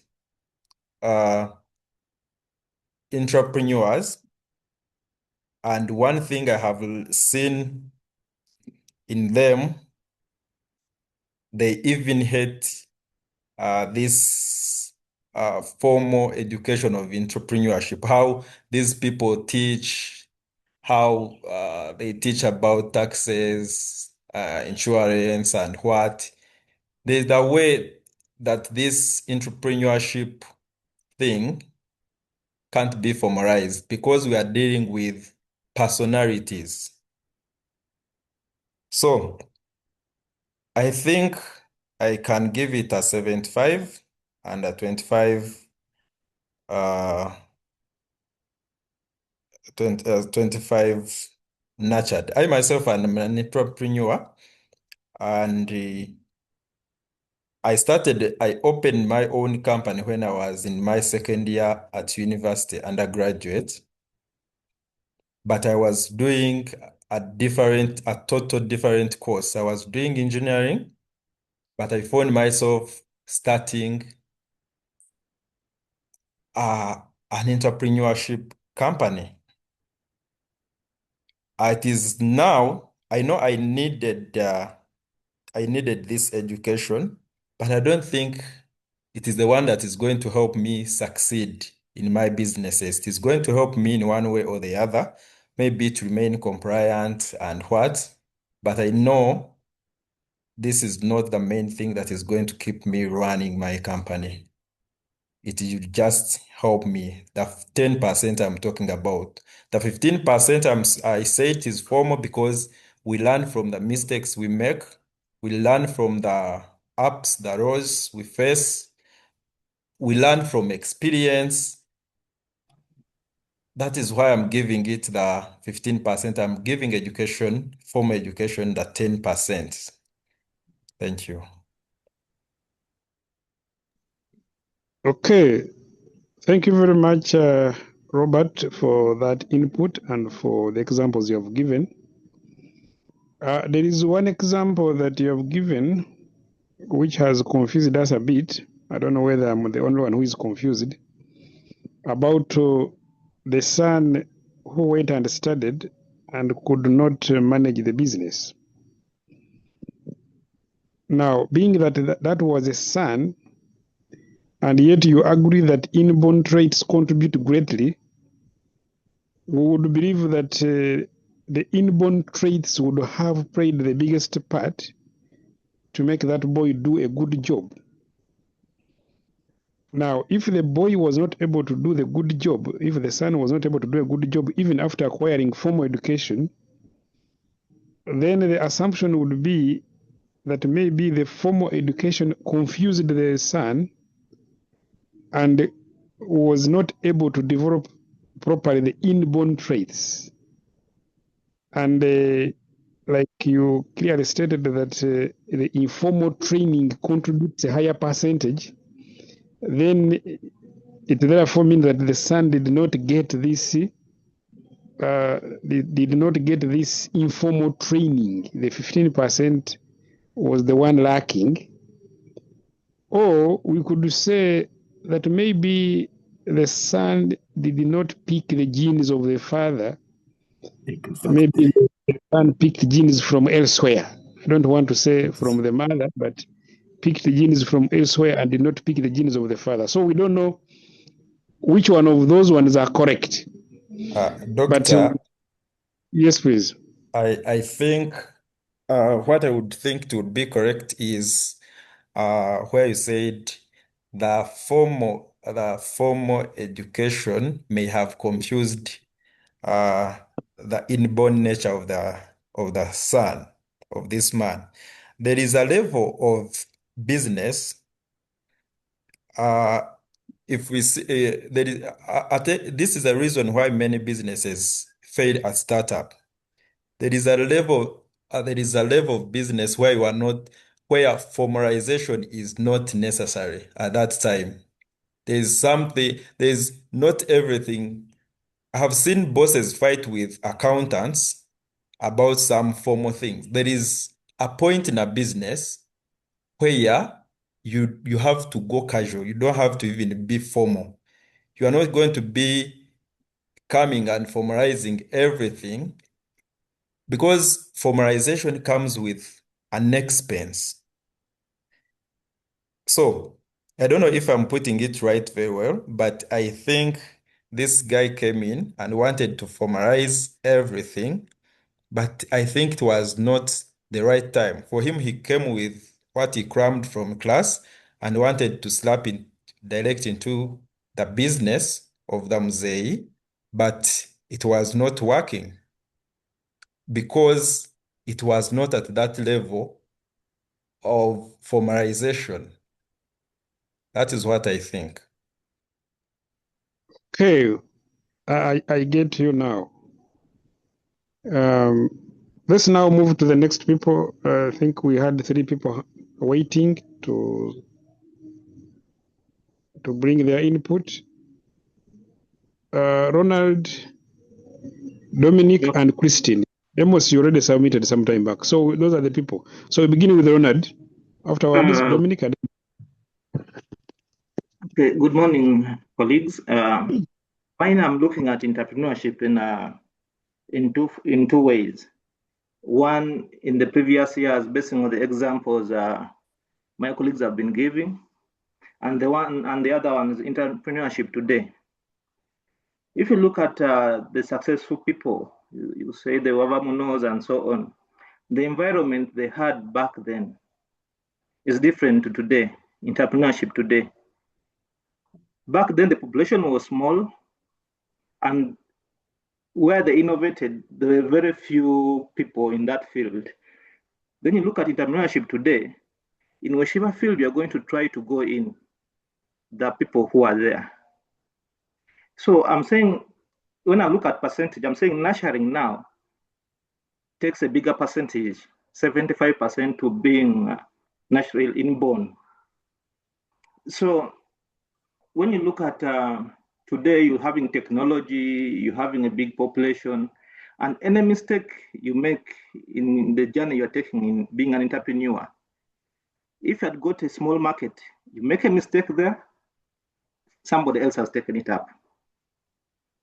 So my view is that nurturing now takes a bigger percentage than being having a natural born trait, because somebody who's nurtured will have a head start on you. I'll give an example of myself. I started a business.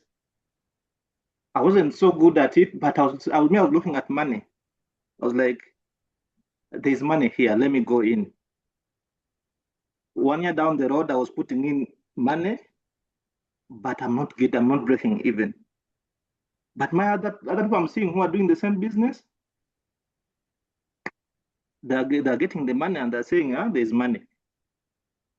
So I didn't have anybody to guide me about any of those other things behind the business. So that's my submission. okay, thank you very much, Ronald.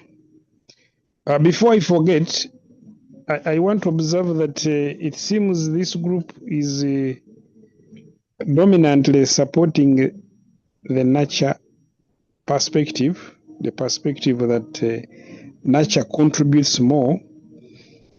And it therefore means that the advice that you can give to a younger entrepreneur is that before they even think of starting something, they should first go and look at people who are doing the same thing and make them friends and learn from them. So in other words, if one can have the chance to work with a successful entrepreneur for at least 1 year before they can think of going to start their own, it can be a good advantage to them. Okay, Let's hear from the next person. Was it Dominic before Christine? Yeah, Dominic before Christine. Yes, thank you very much, Doctor. And I would say that this topic is so interesting and I'm really enjoying it. So I will explain the nature and nature things in two perspectives. I will consider early human society, that is before civilization. To me, before civilization, nature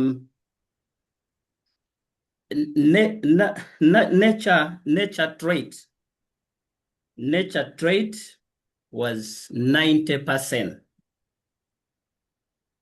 before civilization. Why? Because by then there was no any modern ideas, but people were able to have their own businesses. You remember before civilization, we had the barter trade, but people were doing well. They had a lot of cows, they had a lot of goats, but they were not trained as such. So to me, during the olden days,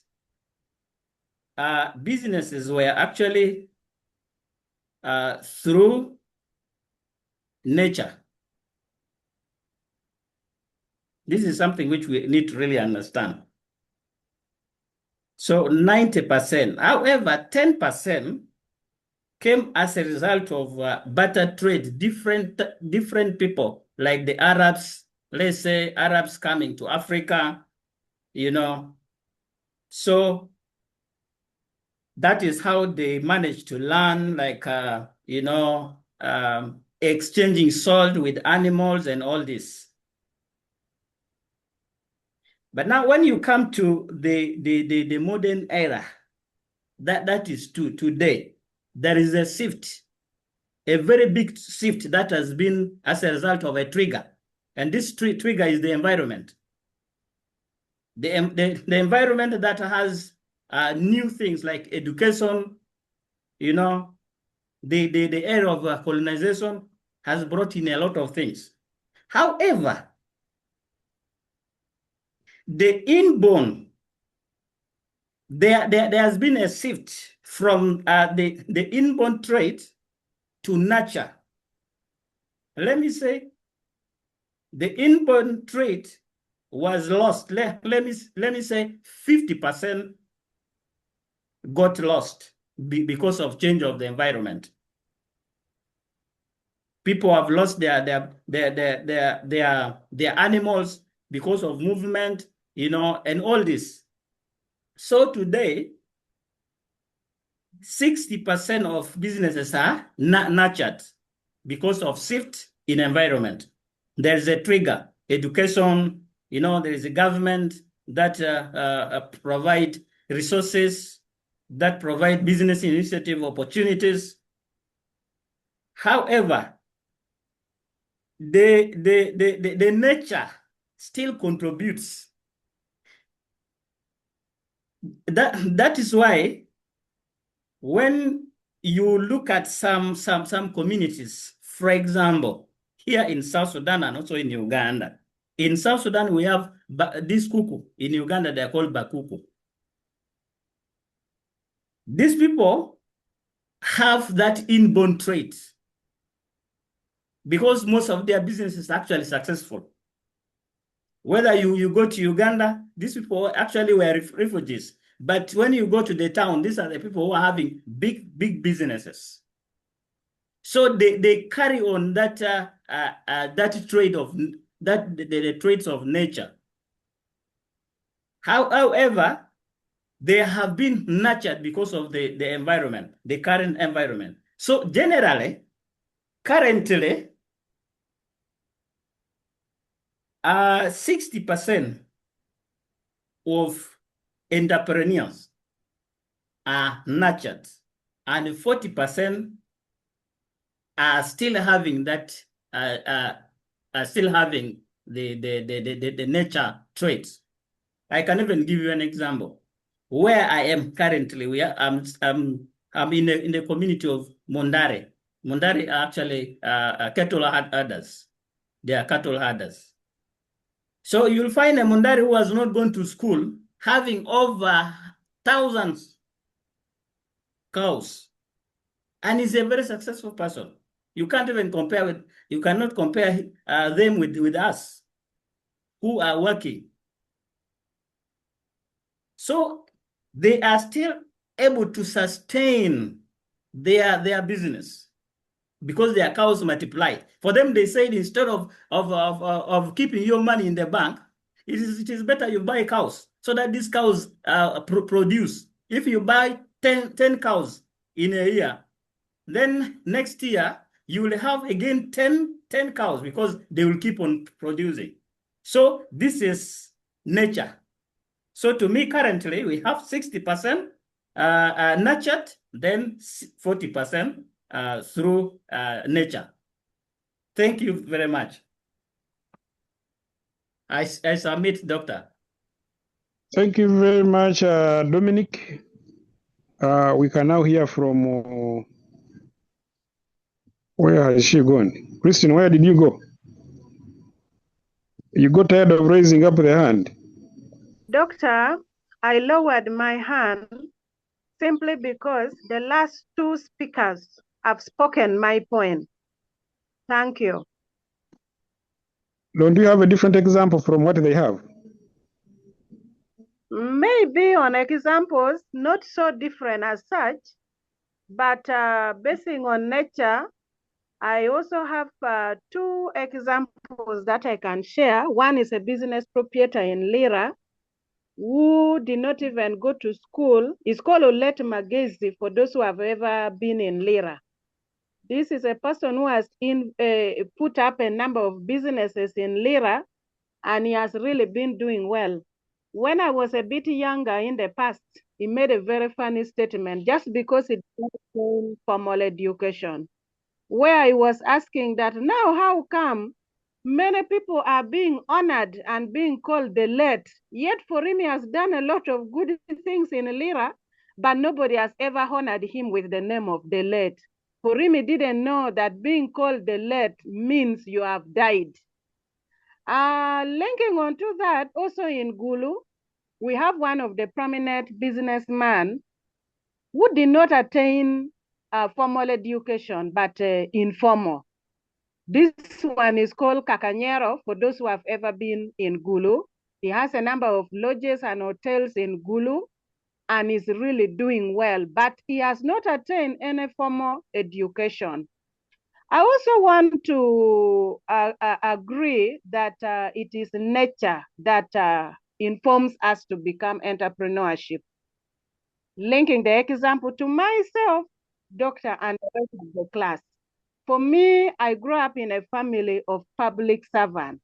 In Uganda, people prefer calling them civil servants. But today, I've also now started a small business because of the environment that I have been in. Now, at least I have a mobile money business, and yet I am a civil servant working with the district local government. But because of the nature, the environment I've been in has now also supported me to now also at least venture into a business, which is now mobile money business. So to me, the inbound trade take 20%, and in this 20%, 10% is for formal, and then the other 10% is for informal. And then the nature takes 80%, Doctor. Today has been my first time to have this class with the rest of the colleagues. I've been observing and learning. Thank you. Okay, thank you very much, Christine. We are going to miss out on those examples, especially the title, The Late. That was very amusing. Okay, now I have seen some hands up, yet I had said we have closed the hands, but maybe they have some burning issues. Amos Samuel, do you have a burning issue you want to raise? Very much, Doctor.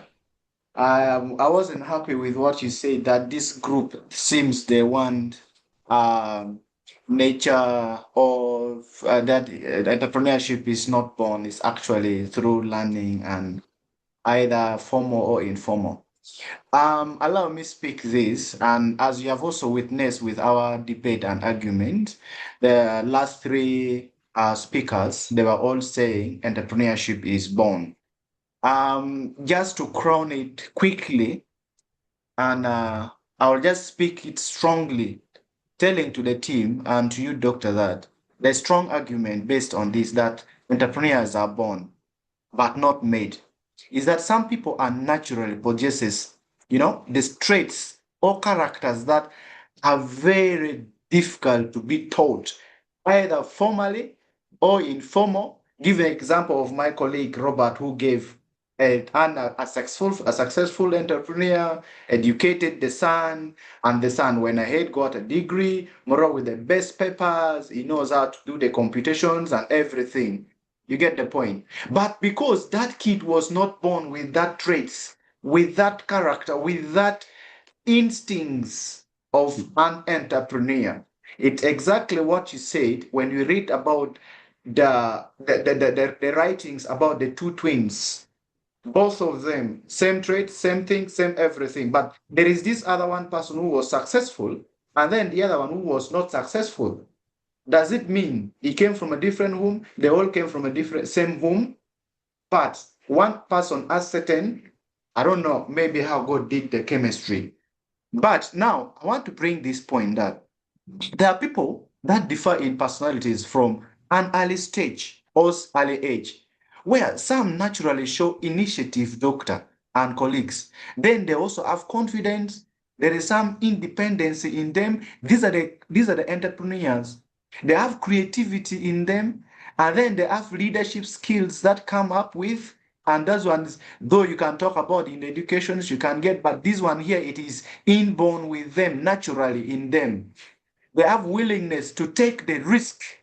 I don't think someone who did a degree will take a risk to go and sell charcoal in the street of Kampala. Yet charcoal is just dirty, but there is a lot of money there. That tells you the mind of an entrepreneur. Just like someone who wakes up early in the morning to start running on the road of on the mountain Elgon, so in order to win medal. That one is a terrible risk, running in the morning, training every time and again, because they gave him a talent to pursue, succeed, and become the best entrepreneur of his skills and his wisdom and his talent. So these qualities that I'm talking about often. Yes, Doctor, you want to cut me short? Maybe let me stop there, but I am standing again as the speaker and says with a summary of those believe that entrepreneurship, it is through training. Please, we have space and a seat for you. Come and join us. The bus is not yet full. Thank you, Doctor. Okay. Yeah, thank you very much for emphasizing your points. But I want to say that when I said it seems this class is in favor, I didn't mean that everybody, of course. But I'm looking at the majority. I don't know if somebody has taken the statistics, but I had told the class president. Yes, Doctor, I have them, by the way. So we could do based on the statistics, not based on the. Can I make a small comment, Doctor? Can I make a small comment, please? Just a small comment. Yes, I'm going to allow you, don't worry.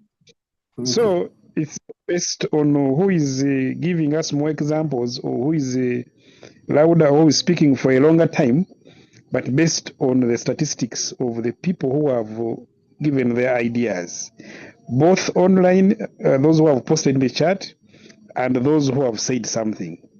So we need to get these statistics complete. So, class president, please check the online, the ones who have posted, and complete the statistics.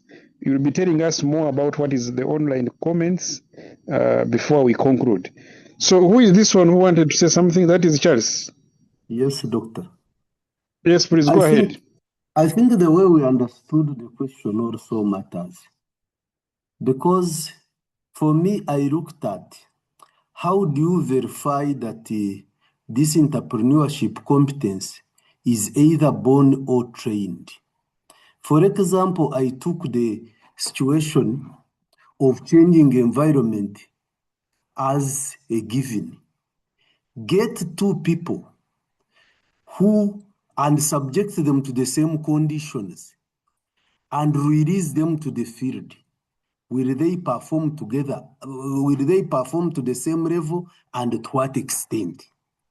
If the extent varies and they have been to the same environment all the way through, it means that the variation is being caused by the natural traits that are different in them.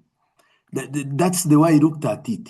The second part is that we have a saying in my language that a stomach or a person produces a mwiru and a muhima. It's not true that when we are produced by the same parents, we have the same traits. That's why I think Amos brought in that twin scenario. Subject them to the same conditions. They will not perform to the same level. And it means the influence is the traits. Some may dominantly pick the parents' traits and others may pick them dominant. It's either dominant or recessive. They may recessively pick them. So for me, given the conditions need to be the same. Then you tell that it's training or it's inborn. That's the way I looked at it. Thank you. If I was to give my example like he did, for me, I believe in business, where you are making money, as long as there is money, I don't need to have gone into that business. I was doing supermarkets. When there is money, I sell it out. Now I constructed the house I'm staying in. If you give me more money, I don't need to have developed my skills from running, from those trading in houses. As long as I see there is a profit come, we can take the house, I go for another one. So this nurturing by being influenced by what one is done exists, but what is important is your entrepreneurship. How do you make something out of nothing? That's what I consider entrepreneurship. Okay, thank you, Charles, for that input. I can assure you that this debate can take the whole day and we cannot conclude. So let's now go to class president. Please give us the information in the chat.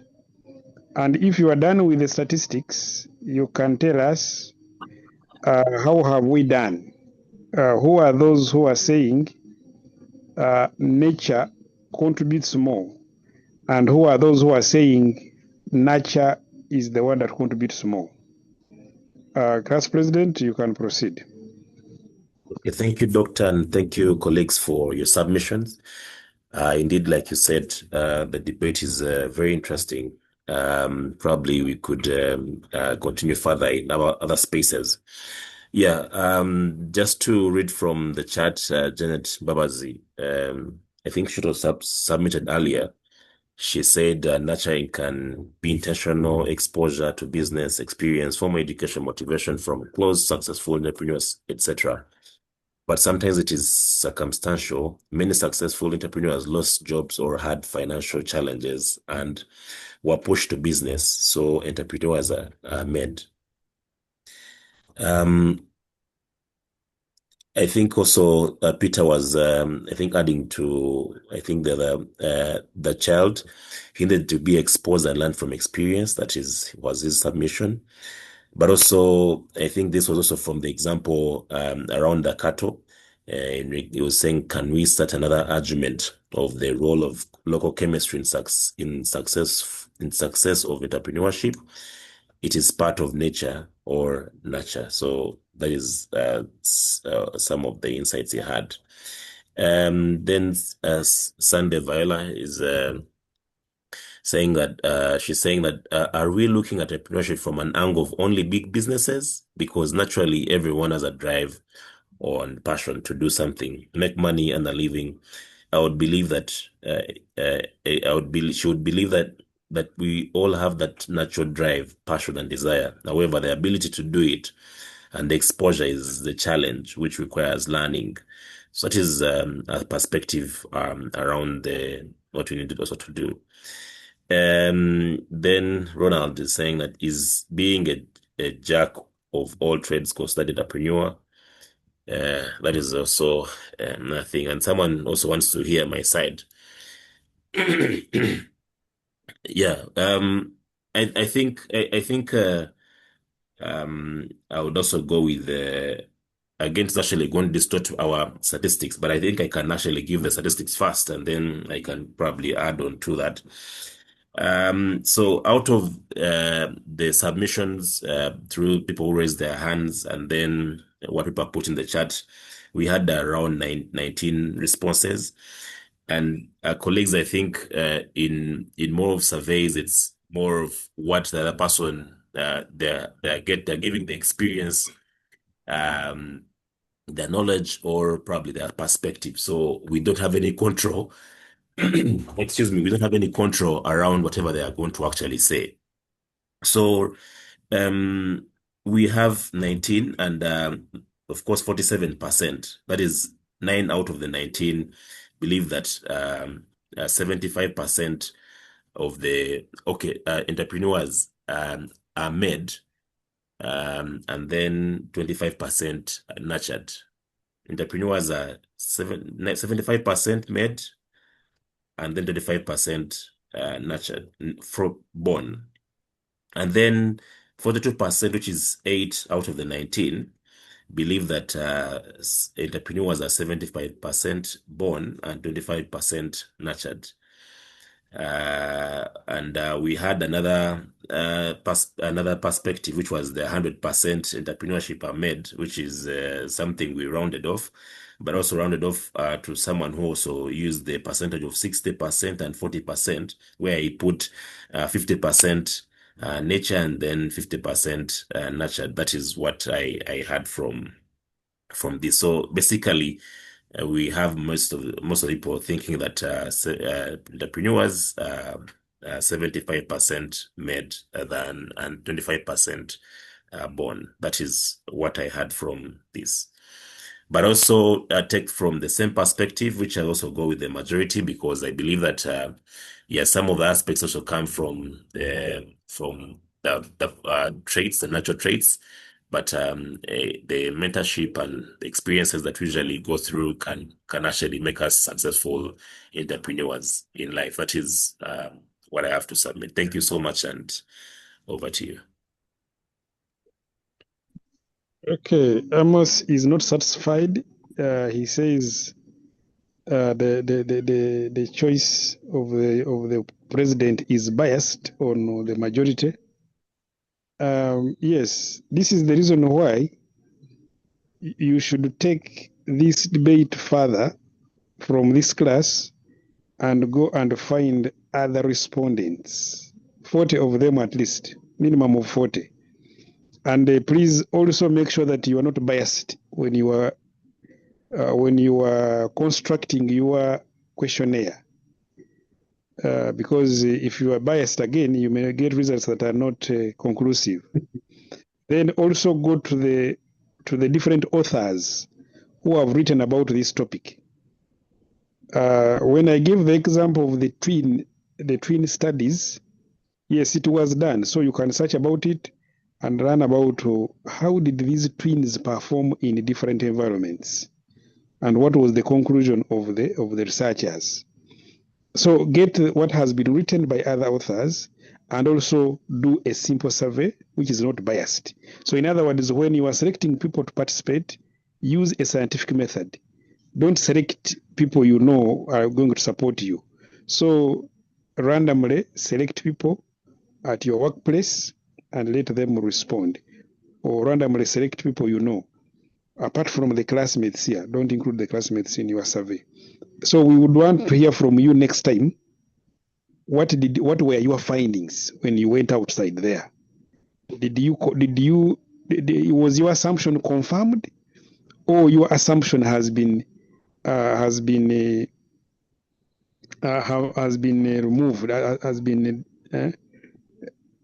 is it accepted or rejected?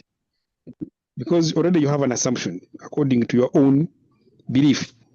You believe entrepreneurs are born, or you believe entrepreneurs are made by a certain percentage. So go out there, do that survey, then we shall hear from you when you come back. What were your findings? So basically, that is it for today. I want to really thank you for your contributions. We have gone beyond the time, and yet people have to go and catch up with the afternoon services or prayers. So we need to allow them to go and have lunch and then go for the prayers. So basically, we shall continue our discussions in our next meeting. Not the discussions on nature and nurture, but we have other discussions to make. For instance, we are supposed to come up with 3 business ideas, discuss them in your groups, and then agree on one that you consider to be the best. And then come and present to us what are the 3 business ideas, what is the one that you chose to be the best. And then that one that you are choosing to be the best, again, will be the one that you develop into a business plan.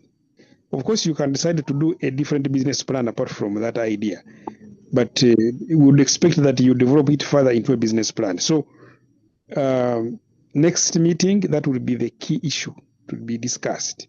Your business ideas and the one that you have chosen to be the best. I know you are still making groups, so finalize the making of groups and make sure that you complete that activity, the one of the business ideas, as a group, and that will be the main activity that we shall be having next time we meet. So in other words, put in effort in it. Take it to be serious. Okay. Okay, it's okay. I will extend that time so you can submit after presenting. Now, there are people who have posed questions which I think I should be responding to.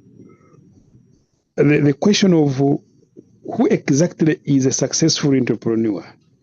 Yes. And somebody is saying somebody who just copies what others are doing and doing it. Is that one an entrepreneur really? How about the one who is doing almost everything? You call that one a jack of all trades. Actually, there are certain kind of entrepreneurs who do not settle in one particular line of business. They keep moving from one business to another business. As long as whichever business they have put their hands on is successful, then there is no problem. Not beginning and then failing and then going to another one and then failing. Maybe eventually, if they succeed in one, then we can say they were still learning. But it is no problem if somebody begins a business, it becomes successful, then they sell it, then they go to another business, or even they can own multiple businesses. It is also still okay as long as those businesses are doing well. But if we are to really look at who should be considered to be a very successful entrepreneur, basically it should be somebody who has come up with a good innovation. And this good innovation is solving the problem of many people. There are many people who were out of banking.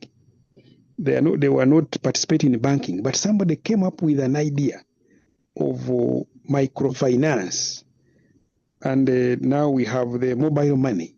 So the person who came up with that kind of idea and made sure that more people are involved in banking, really that one is a serious entrepreneur.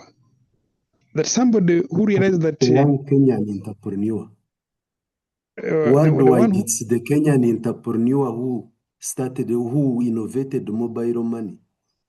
Yes, it's okay. But what I'm saying is that for us to really look at somebody to be an entrepreneur and call that entrepreneur, there is need to be a unique innovation and that innovation should be able to bring a solution to a problem, and then it should be able to make money out of it in that innovation.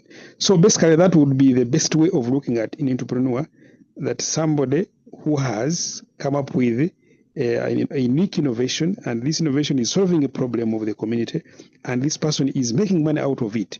Then we can say that is a successful entrepreneur. Obviously, there are also other categories of entrepreneurs, but the ones who just do things that are being ordinary cannot be categorized as serious entrepreneurs or as very successful entrepreneurs. So if you simply start a grocery shop, there are many grocery shops around. What is unique with your grocery shop?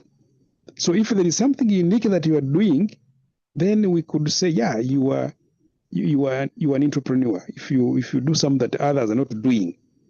So basically, we can continue with that discussion about who actually should be said to be a successful entrepreneur in our next meeting.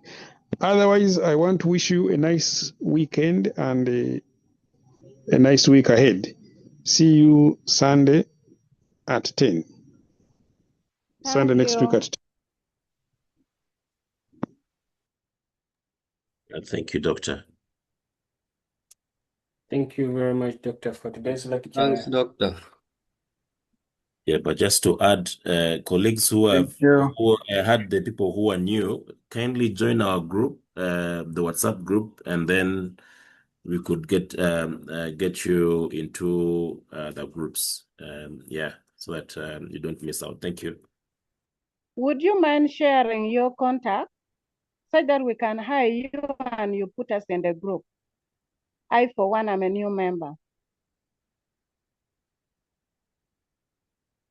Okay, well, let me just paste it here.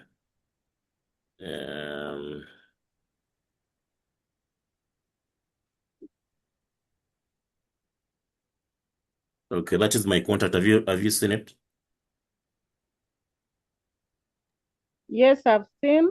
Can continue deploying it there. We write. Okay. David, put it back such that we write. Come again? I'm Or saying maybe you I can put read it for you. I can read it for you right now. Okay, read. 0704 0704 99 99 21 21 22. 22.